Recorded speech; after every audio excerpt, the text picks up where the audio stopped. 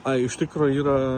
čia staigiai norėjau pasakyti, iš tikrųjų yra, pavyzdžiui, valstybė ir yra tauta, galima taip sakyti, pavyzdžiui, valstybė gali būti ir, pavyzdžiui, karinė, gali būti ir agresyvi, gali būti ir teroristinė valstybė, bet, pavyzdžiui, tauta arba, tarkim, kai yra tauta už humanizmą, už ten religijas, už sąžinę, už teisingumą, tai čia kitas klausimas yra, pavyzdžiui, tavęs neteisia, pavyzdžiui, tu tenais, tarkim, pareiškimus duodi, kaip tas Kasčiūnas duoda, ten, kad žudys, arba ten, kad smaugs, prievartaus ten visus, tarkim, kas nepaklus ten jiems. Tai, tarkim, kai tu esi nupirkęs, tai tu visą tą, kaip pasakyti, teisėsaugą,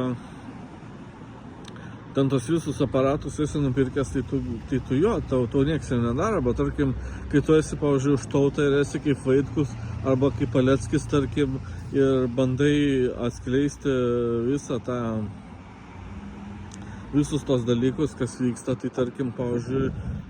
yra įvardinimas tik tais, kad ten šnipas arba, pavyzdžiui, kad išdavikas ten važiuoja į Rusiją, į Baltarusiją, bet iš tikrųjų čia jie nepasako to, kad jie yra tiesiog kaip mafijinė, teroristinė struktūra ir kad jie yra prieš tautą mūsų, jie yra, kaip pasakyti, banditai su kostiumais tiesiog yra apsirengę, ten papirkti masonų, ten Sorošų, visokių tenais ir viskas. Nes man atrodo, kad Sorošas yra masono, bet gali būti ir atskiras, aišku, atskiros gaujos tenais, nes tų gaujų yra ir iluminatinių, ir masoninių. Čia reikia dokumentus jau turėti, tiksliai negali pasakyti, taip prieš akės viską tiksliai. Nebent dar Australiją, jeigu paskraidytum, tai jo, tu gali visą informaciją susirinkti, kas ką čia daro, biškį pasiekti, tai va, bet šiuo metu ne visi gali ir tie kas gali,